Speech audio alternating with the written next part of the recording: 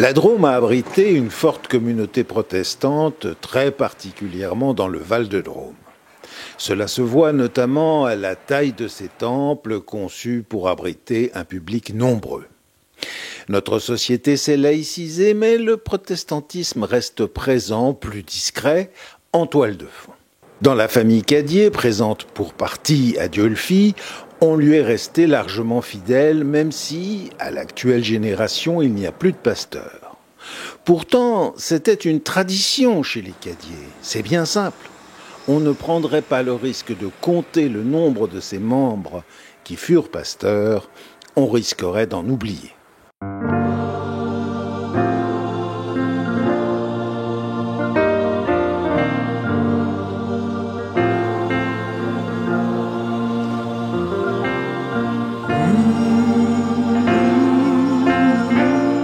C'est une famille d'origine de Sancerre.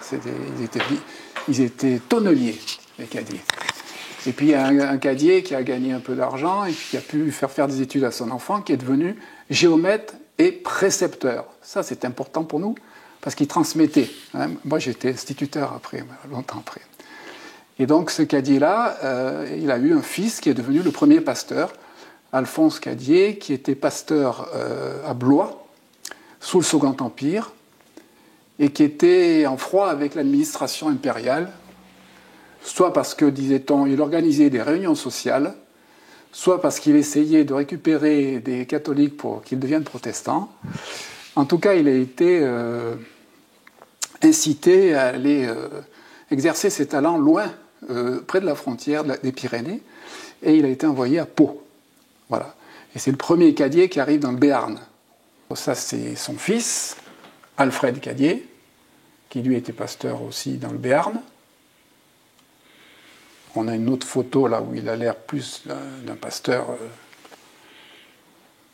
austère, avec sa femme Bost, Hélène Bost, qui était écossaise. On l'a toujours dit, les femmes de pasteurs, c'est un métier en soi. Tout à fait. À Bordeaux, on l'appelait la pastourelle. J'aimais bien ce mot-là. Non, là, on a affaire à des maîtresses femmes. Hélène Bost, c'était le porte-sur-elle. C'était quelqu'un de remarquable, avec beaucoup d'énergie. Effectivement, les femmes de pasteurs, elles avaient un rôle à jouer dans la paroisse. Et on en a tous vraiment bénéficié de cette énergie. Effectivement, ma mère aussi était quelqu'un de très énergique, très énergique. Elle s'est engagée beaucoup dans le mouvement des éclaireurs au départ.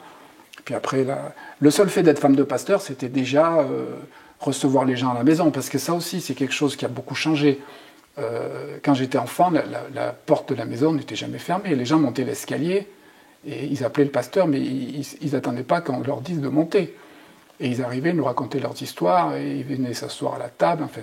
Voilà. Et ça, bon, ajoutez qu'il y avait des familles nombreuses. Là, je vous parle de dames qui ont eu entre 5, 6, 7 ou 8 enfants vivants. Donc, c'était vraiment des maîtresses femmes, oui. Donc ça, c'était... Alors, à propos de femmes, voilà, donc ça, c'est Charles, mon grand-père, avec ses enfants, quelques-uns de ses enfants. Et ça, c'est Lucie Echiman, sa femme, ma grand-mère, voilà. Donc là, il n'y a que 1, 2, 3, 4 de ses 8 enfants. Et puis... voilà, ça c'est bon. Le voilà, Charles, qui donc a été un des précurseurs du pyrénéisme, c'est-à-dire de l'alpinisme des Pyrénées. Avec ses 4 frères, ils ont découvert, enfin, ils ont gravi beaucoup de sommets, etc. Très sportif. Ils jouent au rugby, ça aussi c'est important pour moi. Et puis voilà, Gérard Cadier, pasteur de Bordeaux, puis de Mins, puis de Villefranche-sur-Saône. Informateur régional de la région Centrale-Péronne. En 1947, Bordeaux sort de la guerre. La vie est forcément simple, parfois difficile, mais la population est ouverte, altruiste. L'accueil des réfugiés de toutes sortes venait de le prouver. Parmi les responsables de la paroisse, il y avait quelques personnes âgées, dévouées, qui savaient mieux que le tout jeune pasteur comment fonctionne une paroisse. Mais leur expérience et leur sagesse lui seront cependant bien nécessaires. Il y avait surtout une équipe de jeunes, style éclaireur, entraînés par le pasteur Sablier, prêts à foncer. Et c'est avec cette équipe-là que nous avons avancé, travaillé, parfois lutté, pendant les presque 20 ans de mon ministère à Bordeaux. Et effectivement, je suis de la première génération où il n'y a pas de pasteur. Et encore, je crois qu'il faut me dites pas tout, parce que si on regarde dans les branches latérales, il me semble qu'il y a encore d'autres pasteurs. Ah oui, alors ça c'était, je vous ai fait la vision verticale, horizontalement, à chacune de ces strates, il y avait des pasteurs, frères, etc. Par exemple, j'ai deux oncles, enfin, il y a 3 fils cadiers de mon grand-père qui étaient pasteurs.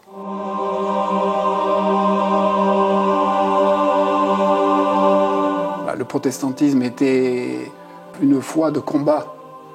C'était une foi qui était encore marquée par les persécutions, qui continuait, bien qu'il y ait eu la Révolution, la République, l'Empire, etc., qui continuait à faire face quand même à pas mal d'hostilités. Alors ça, je pense que ça joue beaucoup. Le fait aussi que être pasteur, à cette époque-là, c'était quand même une certaine reconnaissance sociale. Parce que c'est beaucoup moins aujourd'hui. Voilà. Et puis, avait-il vraiment le choix de devenir pasteur? Je sais que mon père, par exemple, a souhaité, et ça ne m'étonne pas, il voulait faire l'école coloniale. Parce que Gérard Cadier, mon père, c'était un grand organisateur. Et toute sa vie, il a organisé beaucoup de choses. Et puis, dit-il, un jour, il a reçu un message du Seigneur lui disant qu'il fallait qu'il soit pasteur. Mais au fond, est-ce qu'il voulait peut-être faire autre chose? C'est pour ça, enfin, je dis ça pour soupçonner qu'il y avait quand même une forme de, non pas de pression, mais d'incitation quand même à rester dans cette dynastie. Pression que nous, ma génération, nous n'avons pas du tout senti, puisque moi j'ai 4 frères et sœurs, et nous sommes 23 cousins et cousines. Je mets des féminins, puisque les femmes sont pasteurs chez nous. Et bien sur ces 23 descendants de Charles Cadier, petits-enfants de Charles Cadier, il n'y a aucun pasteur. Voilà, donc c'est pas Olivier Cadier qui a bloqué. Hein. C'est quelque chose, je pense, de général. Peut-être faut-il faire quand même une petite place à Jean Cadier, le cousin germain de votre grand-père. Vont survenir ce qu'on a appelé les brigades de la Drôme. Les brigades de la Drôme, c'est un mouvement protestant, réformé, de réveil, comme il y en a régulièrement dans les églises, y compris l'Église catholique, qui connaît des mouvements de réveil, etc., dans l'histoire. Donc ce mouvement-là, il commence il y a 100 ans, en 1922, dans des contrées perdues, mais quand on les aime, on ne les trouve pas perdues, du Haut-Diois, du Nyoncé, où des gens d'origine protestante se sont levés et ont initié un mouvement de réveil où les gens se sont mis à prier de façon très, très visible dans les temples, etc. Alors c'est une période qui après la guerre de 14, où les gens étaient dans une grande misère matérielle, spirituelle, et c'est donc ce mouvement initié par des dames et des hommes de la terre, hein, des paysans. Et les pasteurs, des jeunes pasteurs du lieu, de la Motte-Chalancon, d'autres régions, d'autres paroisses, pardon, ont pris ce mouvement en marche. Ils ont suivi ce mouvement, parce que chez les réformés, on est très suspicieux en ce qui concerne les mouvements de réveil, les manifestations visibles de la foi, etc. On fait attention à ça traditionnellement. Mais là, ils ont été un peu obligés de suivre. Ils se sont en fait convertis à ce réveil. Et comme ils étaient des jeunes pasteurs qui se déplaçaient ensemble, etc., et qu'on était après la guerre de 14, on leur a donné le nom de brigade, un peu pour se moquer d'eux, et ils ont assumé ce mot-là. Et un des animateurs de ces brigades était Jean Cadier, qui était donc ce pasteur Cadier, qui était pasteur à Val-de-Rôme, et qui donc a animé ce mouvement comme les autres. Le pasteur Ébrard de Dieulefit, etc. Et ils sont allés, ils sont considérés comme des missionnaires, et ils sont partis en Suisse, en Belgique, etc. Donc il y a eu tout un aspect, il y a eu une école d'évangélistes, il y a eu surtout des éditions, Le Matin vient. Donc il y a eu un gros travail de fait de sensibilisation et d'édification, avec un aspect qui aujourd'hui passerait moins, qui était très moralisateur, à tel point que les groupes de jeunes de ces villages du Diois et du Nuancé sont intervenus auprès des mairies pour faire cesser les vogues. Alors ça, c'est un côté qui aujourd'hui serait beaucoup moins à la mode, on va dire. Voilà, donc ça fait partie de l'histoire aussi, ça.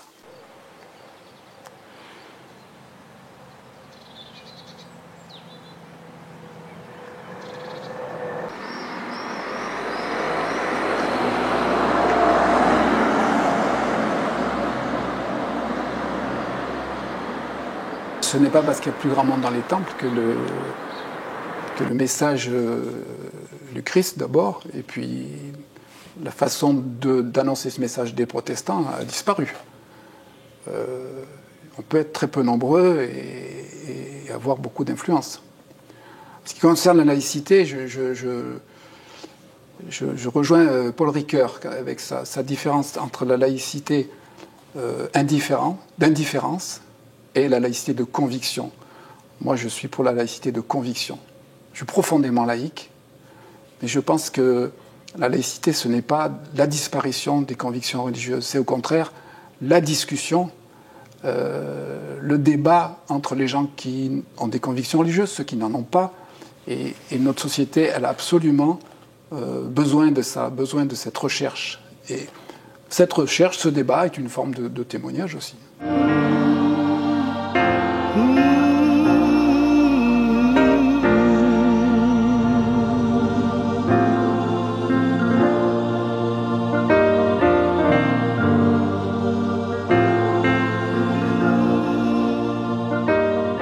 Un pasteur, c'est quelqu'un qui se sent appelé, qui est appelé.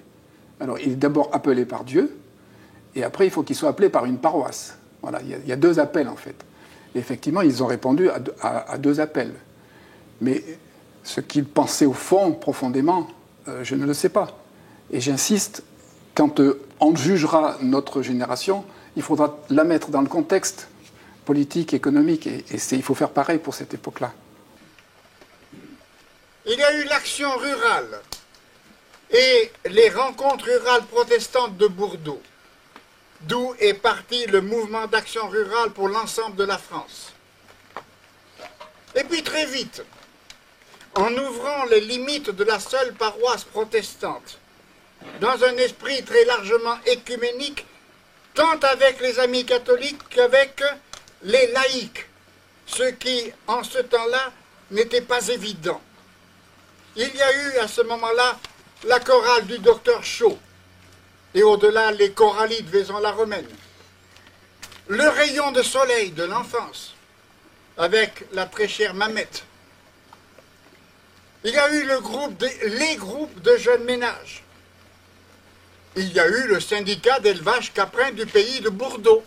Votre père, c'est notoire, avait une action sociale. Il s'occupait de choses qui concernaient Bordeaux, qui étaient quand même fortement éloignées du bon Dieu.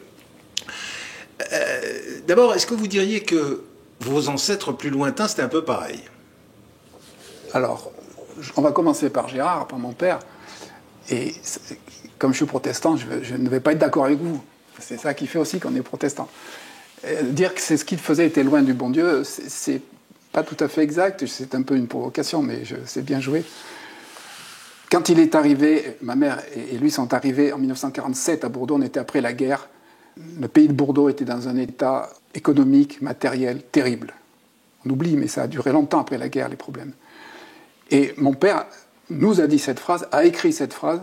Je me suis demandé comment je pouvais parler aux gens de Jésus-Christ s'ils n'avaient pas de quoi manger, s'ils n'avaient pas de quoi vivre. Et donc il a été intéressé par le monde rural, puisqu'à l'époque c'était presque tous des paysans, et il s'est engagé dans la modernisation du monde rural, etc. Allant jusqu'à chercher des boucs à Sannen, dans le canton de Berne, dénommé Marcus, dont j'ai les papiers, j'ai les cartes d'identité du bouc, et qui sont venus, et qui seraient à l'origine de toutes ces chèvres blanches qu'on voit dans le pays de Bourdeau, Dieulefit aujourd'hui. Voilà, c'est un des exemples de cette forme de témoignage lui, il pensait être dans son rôle de pasteur, dans cette démarche auprès des jeunes agriculteurs qui étaient pour beaucoup protestants. Alors, voilà pour votre père, mais diriez-vous que cette tradition d'action sociale se retrouve aux générations antérieures? Oui. Charles Cadier, mon grand-père, était missionnaire au Gabon. D'ailleurs, il était à l'Embarréné avec Albert Schweitzer. Et il a fait énormément de choses, des écoles, etc. Il était très concret aussi. C'est quelque chose qu'ils ont quand même tous, de construire des choses de façon concrète. Hein, et de ne pas séparer le témoignage de la vie des gens. Il y a des livres d'Albert Cadier. Donc on est dans la génération de mon grand-père, le pasteur originaire du Béarn. Il a rencontré dans les usines d'Oléron-Sainte-Marie des ouvriers espagnols extrêmement pauvres, très démunis, dont il s'est occupé. Et bien entendu, comme pasteur, il a apporté un soutien spirituel. Et ces Espagnols, quand ils sont repartis chez eux, dans le Haut-Aragon, c'est-à-dire de l'autre côté des Pyrénées, ils ont fait appel à ce pasteur en disant « venez chez nous ». Et il est venu, donc, lui, disait-il, évangéliser le Haut-Aragon, qui en fait était des régions qui étaient catholiques. Hein. Et donc il s'appelait Don Alberto, les Espagnols l'appelaient Don Alberto, il parlait espagnol couramment. Et il est parti à pied, traverser le Somport, et il est allé là-bas animer des soirées bibliques, etc., des cultes en Haut-Aragon.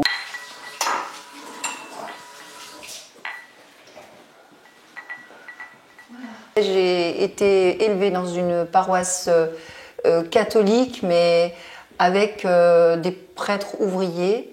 C'était une banlieue très, on va dire, modeste de Chambéry, et une grande cité avec beaucoup d'enfants à l'école et beaucoup d'enfants à la paroisse catholique. Voilà. Et ce sont des prêtres ouvriers qui ont fait notre éducation religieuse dans une église totalement dépouillée, que j'ai retrouvée après en arrivant chez les protestants, hein, avec lecture de la Bible, les chants, beaucoup de chants. Voilà, non, ça m'a pas du tout paru étrange. Alors, le protestantisme est organisé au niveau de la paroisse, avec le conseil presbytéral, qui prend les décisions et qui les fait approuver dans une assemblée générale, mais tout en suivant aussi les directives du synode.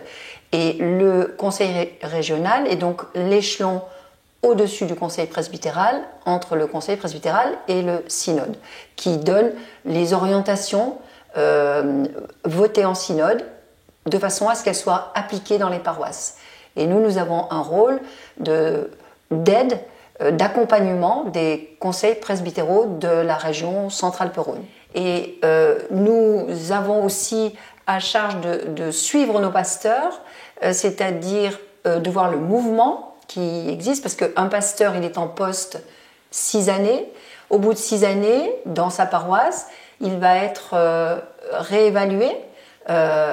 Et donc il y a une commission d'évaluation composée d'un pasteur et d'un laïc du conseil régional qui va aller rencontrer ce pasteur pour savoir, et la paroisse, pour savoir comment ça se passe, si les uns et les autres veulent le reconduire encore 6 années supplémentaires, puisqu'ils ne peuvent rester que 2 mandats, hein, 12 ans sur le même poste. Il y a des jeunes dans tout ça, dans tous ces jeunes? Oui, alors il y a des actifs. Alors je ne vais pas dire alors des jeunes, oui. Alors quand je dis jeunesse, c'est pour les laïcs, c'est la cinquantaine.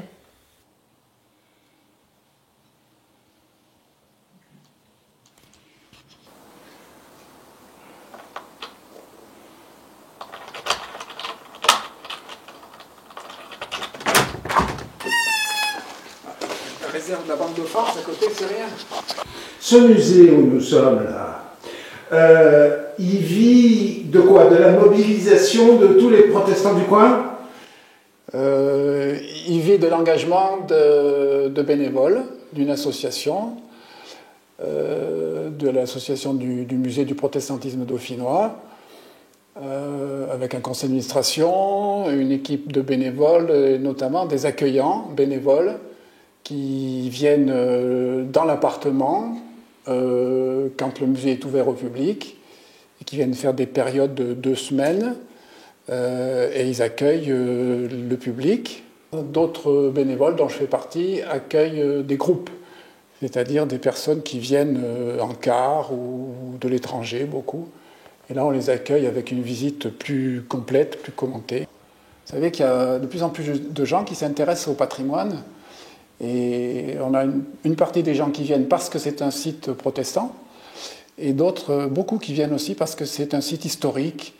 Ce bâtiment, il a une histoire assez particulière. Il a donc été un bâtiment, une pièce qui appartenait à l'ordre des Hospitaliers de Saint-Jean de Jérusalem. Et au XVe siècle, c'est devenu la maison commune du village. C'est là que le seigneur du village, qui était commandeur de l'ordre, recevait les notables. Et quand les idées de la réforme sont arrivées au Poët-Laval, la première période, c'était une période d'affrontement. Les protestants et les catholiques se sont affrontés violemment. Et les protestants sont allés occuper l'église du village. Et ils ont occupé cette église jusqu'à Henri IV, jusqu'à l'édit de Nantes. Et l'édit de Nantes donne ordre aux protestants de rendre l'église aux catholiques. Ils vont mettre 24 ans pour obéir au roi. Bon, c'est un peu... En tout cas, en 1622, ils lâchent cette église catholique qui était en haut du village et ils cherchent un endroit pour faire leur culte. Et ils viennent tout naturellement faire le culte dans la maison commune, dans la mairie. Parce que chez les protestants, on fait les cultes dans des lieux qui ne sont pas consacrés. Et lorsque le petit-fils d'Henri IV, Louis XIV, va revenir sur l'édit de Nantes, va le révoquer, il va interdire le culte réformé, il va exiger que tous les temples de France soient détruits. Et les temples de France ont été détruits. Et quand les soldats du roi sont venus ici pour exécuter cet ordre, la destruction de ce temple, les gens du Poët-Laval ont fait valoir que c'était la maison commune. Rien ne ressemble plus à un temple qu'une salle de réunion. Il suffisait d'enlever la Bible qui était là. Et quand les soldats sont arrivés, j'imagine, ils ont dit « Mais vous voyez bien qu'ici, c'est la mairie, c'est la maison commune. Il y a longtemps qu'il n'y a plus de protestants. » Et du coup, le bâtiment n'a pas été détruit.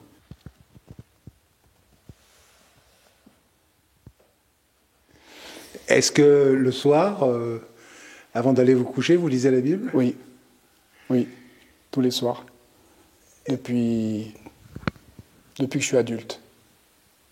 Voilà. Et vous la lisez comment ? Je veux dire par là, au hasard, ou bien vous avez une sorte de plan de lecture ? Non, je suis un ordre établi par l'Église protestante unie, qui fait que on lit la Bible totalement en 6 ans. Voilà, en 6 ans, on a lu toute la Bible. Honnêtement, j'ai fait plusieurs boucles de 6 ans et je n'ai pas du tout le sentiment d'avoir lu toute la Bible. D'abord parce que parfois, il y a des textes que je ne lis pas, parce que notamment les textes qui font état de massacres et d'horreurs dans l'Ancien Testament, qui vraiment ne m'inspirent pas avant le repos de la nuit. Et non, en général, je lis ce texte qui m'est proposé, et puis j'essaie de retenir un verset qui, par rapport à ma journée, m'éclaire, ou surtout enfin pas surtout, mais parfois me dérange. Et c'est souvent que j'arrête la lecture du texte en me disant, je ne comprends pas, des fois même je me dis, c'est pas admissible ce que je viens de dire. Voilà, avec modestie, je m'en remets à cette recherche.